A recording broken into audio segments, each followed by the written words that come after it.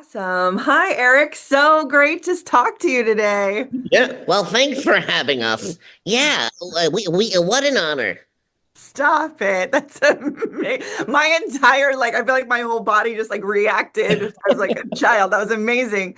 Well, I I have that kind of effect on people. I'm not even gonna get through this. How amazing. You took over these voices, what, 4 years ago? Almost 5 years ago at this point? Marvin the Martian, I've been voicing for about 15 Earth years. Isn't that lovely? And Bugs Bunny about 5 to 6 years, Doc. That's amazing. Like, what was it like for you when you got to take over these iconic voices? Well, just like you, I grew up watching these characters. I mean, I was going to call them characters, but I feel like they're like family members. They're 90 years old now. Looney Tunes has been around for like 90 years.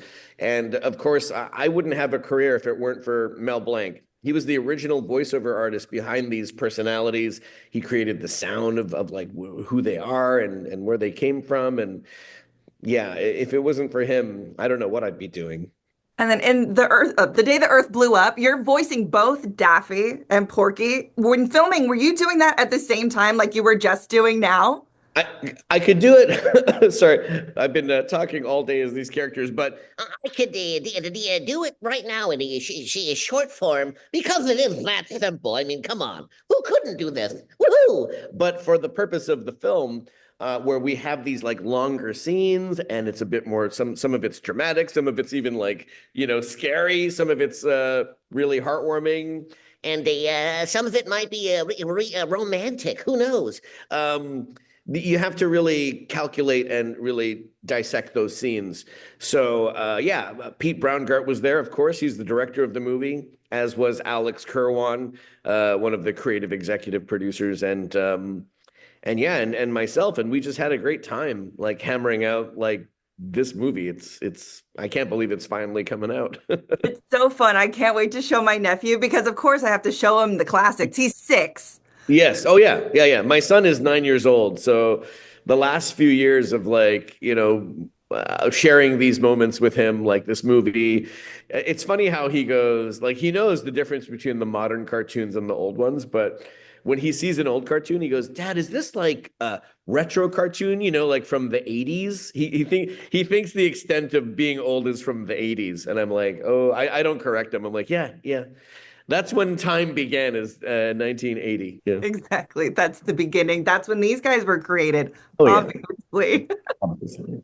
When doing their voices and taking them over, was there ever like an ism that was really tough for you? Because they each have Porky's got his little stutter. Was there ever anything that was like a really tough grab for you that took you a minute to really get?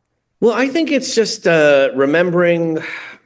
The key is to remember like what they mean to you, and like those Saturday mornings with my big brother watching them. I have an older brother, 6 years older than me, and we would always just have our cereal and watch these cartoons. And I bring that kind of joy to these performances because that's how I was introduced to them. And I think about who's watching it now, and hopefully they have that same kind of reaction and feeling.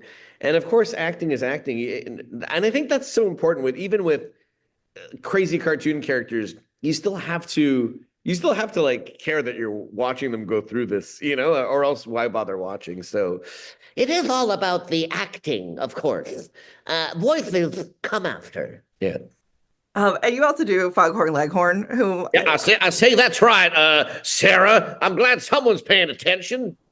Yeah. he's the best. I don't know. He reminds me of my grandpa. I know he's not in this movie, but that's who he But who reminds me. knows? If this movie does well enough, we may have a Foghorn movie and pay honor your grandpa. And my last thing, for those that are maybe wanting to get into voice acting, do you have any advice for them on where to practice or any? Yeah.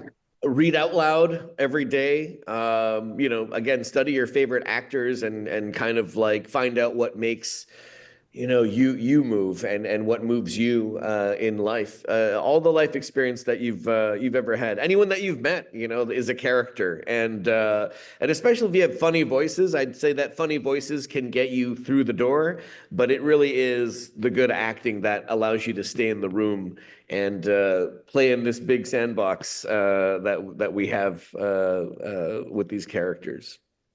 Awesome. Well, thank you so much, Eric. It's been lovely to talk to you. Everyone, make sure you go see The Day the Earth Blew Up. I do like the double entendre in the name. It's fun. New Looney Tunes movie. Yep. And that's all, folks.